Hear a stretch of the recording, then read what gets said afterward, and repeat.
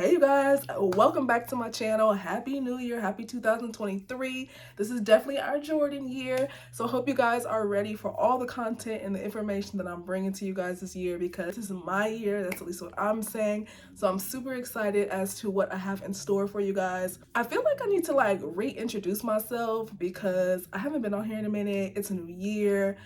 So here we go. Okay, y'all tell me how this goes. I'm gonna try a new introduction.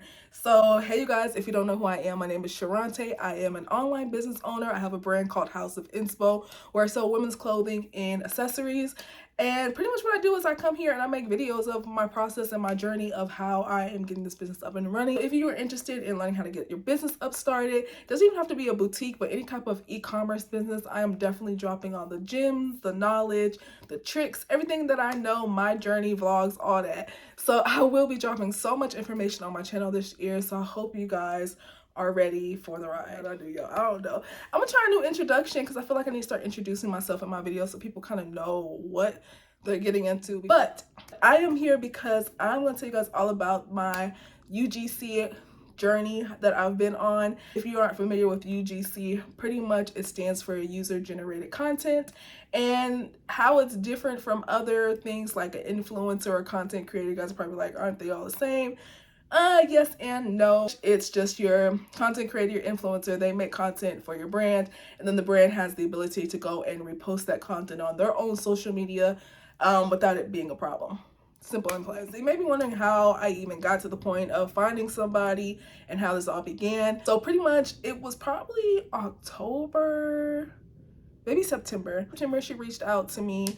She found me, she found my business page, which is at House of Inspo. I'll put it up here if you want to follow. But she found my page somehow and reached out to me via DMs. And she was just pretty much like, hey, I love your brand, and offer some kind of content, some kind of UGC content. And at first I was like, nope, not gonna do it, because I've been down that road of people messaging me in my inbox saying, hey, I love your brand, would love to support you, send me some clothes, blah, blah, blah. And I'll take some pictures, post it on my socials.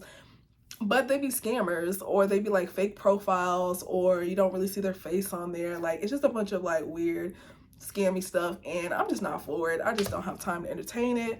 But in this case, something told me just to go look at her profile and just kind of, check her out. Now, she doesn't have a ton of followers, which I actually really love. And at first I was kind of like, well, dang, she don't have that many followers. I don't know if this is really worth it. But then I was like, you know what? I actually kind of like that she doesn't have a lot of followers, and that's kind of what I'll proceed to look for when I do get more UGC content creators. And I checked out her profile just to kind of make sure she was legit, making sure I'm seeing more pictures of her, seeing she's done this kind of thing with other brands, and all that was starting to check off my list. And so I was like, okay, well, maybe, maybe I can use it. She definitely represented the target audience that I was looking for. So I was like, okay, you know what, maybe I do need to go ahead and try this out. Something just told me to do it. Sometimes when you get that little feeling, you're like, oh, something is pulling me to do it. And that was the case. So I was like, you know what, let me reach back out to the girl, see if she's interested, see what her pricing is, see what what she's going to be able to do for the price that I'm willing to pay. Somehow it all worked out, you guys. I messaged her back. She was super excited. I told her to go and pick some things off the site. I told her to pick 3 to 4 things that you really like. And I ended up sending her an extra thing because one of the things I knew ran small. And the funny thing is that she's not even based in the US. She is she does live in, I believe, Switzerland. So that kind of made me nervous because I really didn't know. So I never shipped anything outside of the US. All the orders that I've gotten thus far in my business have all been US based orders, which I'm working on getting that fixed this year too, because I want to be able to ship to all the girlies, Canada, Jamaica, Europe, all the girlies. But I had never shipped outside of US. So part of that, I was like, oh my gosh, I don't even know how this is gonna work. Like, how do I set up this for customs, because I have to get this sent out. I don't know what to put in I don't know what kind of forms to fill out, any of that stuff. But something kept telling me to go ahead and just do it. You'll figure it out. Do it. Don't turn away opportunities because you're scared of what you don't know. I was like, oh dang. So okay, I'm gonna go ahead and do it. Once we made the agreement, we went back and forth as to what she can offer versus what I could pay, and we finally met somewhere in the middle to where we were both happy with. And so that night I went and I made up a contract, because I learned from my mistakes in the past. But nevertheless, I made the contract, sent it over to her. She agreed, she signed it, sent it back. And then it was the time for me to go pull the items and get them shipped out. I was checking on TikTok, I was checking on the internet, I was looking on YouTube, on everything on like how to ship internationally, because I just didn't know, and things were, you know, when you don't know things are very scary. So I was like, okay, I don't want this to get rejected and sent back, and I was scared of how much it was going to cost. It was a little expensive to ship it, but it wasn't that bad. It was no more than like $50 to ship it, which is still a lot of money to ship, but compared to what I thought it was going to be, it wasn't that bad. Sent it out to her, and I had problems, y'all. I had problems getting it to her because they couldn't find the proper address, and then the customs form, I guess they didn't get it. It must have ripped off. They didn't understand it, whatever. I had to resend the customs form. Then it was a matter of the address, which I think I left off something on the address, so I had to do that. That made a delay of like 4 days. Guys, when I tell you that she came through with the content, that I'm very pleased with the content, it's very Instagrammy, which I love, because that's where we are now with pictures and things like that. Very realistic, Instagram-y type of pictures. And so I'm gonna post a couple, I'm gonna show you guys a couple of them on the screen so you guys can see them. If you wanna see more of the pictures, you can definitely check out our Instagram page. I'll put it up here. I want to come on here and just give you guys some tips if you were looking to getting into UGC content creation or hiring a UGC content creator. Some things that you wanna look for and how to go about the process.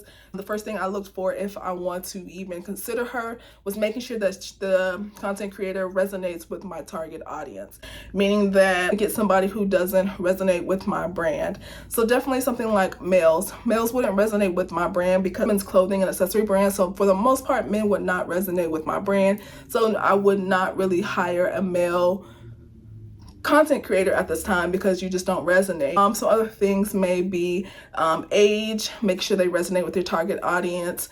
Just sometimes, I hate to be superficial, but the look of the person, making sure that they resonate. Your target audience is going to want to have that connection with your brand. So if fortunately you do have to look at looks and things like that, because you want your target audience to be attracted to the content that's being put out. So some things to look for with your content creator is what they do on their social media. So with her, she has done other brand deals. She does post clothing. So it definitely felt like she knew what she was doing, what she did. And so you definitely want to look out for that. Just because they message you and tell you they love your brand, which I get that all the time, love your brand. Oh, I would love to support you. If you send some things, I'll definitely post it, whatever. Have that be a lie, because they just want free clothes. Ensure that they are legit, and just communicating and talking back and forth with them, getting to know them. That definitely helped me build more confidence in working with her. Now, the next thing you may be wondering is like, okay, Sharonte, I hear you. I really want to do something like that, but how much did it cost to hire the content creator?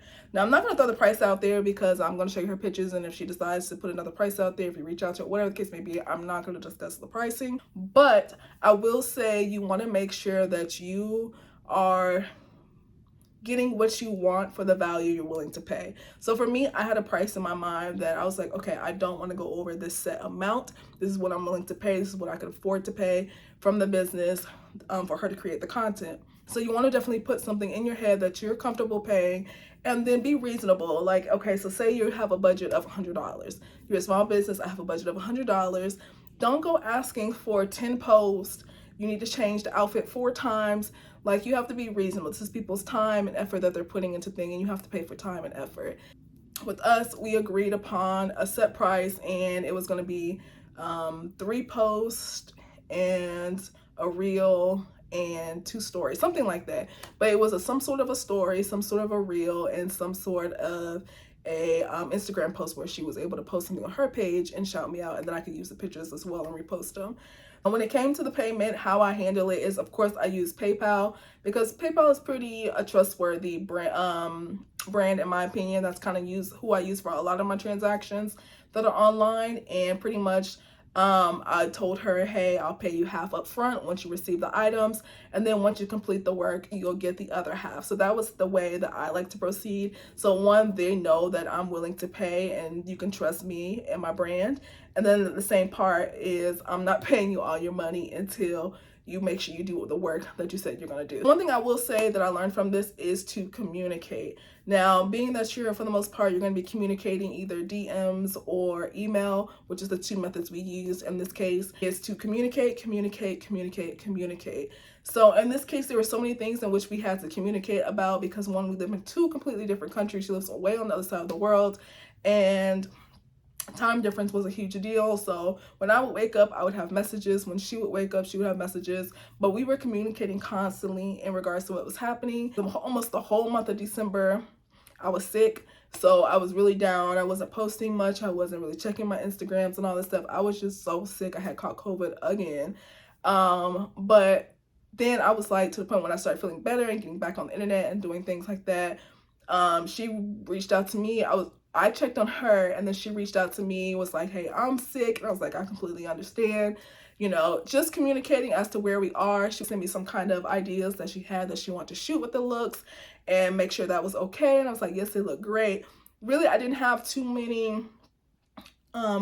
input in regards to how she wanted to style it because I really wanted to be her personal style. So anyways, I had a great experience with my first UGC content creator. Will I do it again? Absolutely. I am working right now to kind of figure out what the plan is and how to do like a sign up form to get more people interested in wanting to represent my brand or wanting to make content for my brand. And so, yeah, this has been a great experience.